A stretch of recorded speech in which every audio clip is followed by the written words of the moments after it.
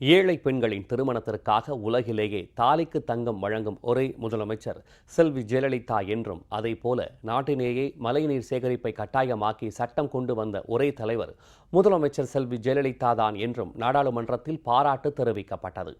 நாடாளுமன்ற மாநிலங்களவையில் பேசிய அஇஅதிமுக உறுப்பினர் திருமதி எல் சசிகலா புஷ்பா, மகளிர் மற்றும் குழந்தைகள் மேம்பாட்டிற்காக முதலமைச்சர் செல்வி ஜெயலலிதா எண்ணற்ற திட்டங்களை செயல்படுத்தி வருவதாக குறிப்பிட்டார்.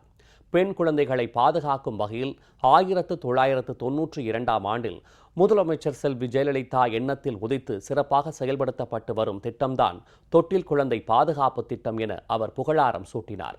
I would like to share some of the innovative schemes successfully implemented at Tamil Nadu under the able guidance of our most respected leader, Puratchi Thalaivi Amma, who have made Tamil Nadu one of the frontline states in the overall development of women and children. For instance, Cradle Baby Scheme, the brainchild of our revolutionary leader, Puratchi Thalaivi Amma, launched in 1992 with a view to eradicate female infanticide and saved many infants and created a positive impact in child sex ratio. Another innovative scheme by our visionary leader is Thalikku Thangam scheme, which means it is the financial assistance for the marriage of poor girls and also 4 grams of gold for their Mangala Sutra. The one and only Chief Minister who is providing gold to the citizen is our Puratchi Thalaivi Amma. மக்களவையில் பேசிய காஞ்சிபுரம் தொகுதி அஇஅதிமுக உறுப்பினர் திருமதி மரகதம் குமரவேல், வேளாண்மை மற்றும் பொதுமக்களின் உபயோகத்திற்காக மழைநீர் சேகரிப்பு திட்டத்தை நாட்டிலேயே முதலாக உருவாக்கி அதனை கட்டாயமாக்கி சட்டம் கொண்டு வந்தவர் தமிழக முதலமைச்சர் செல்வி ஜெயலலிதா என பாராட்டினார்.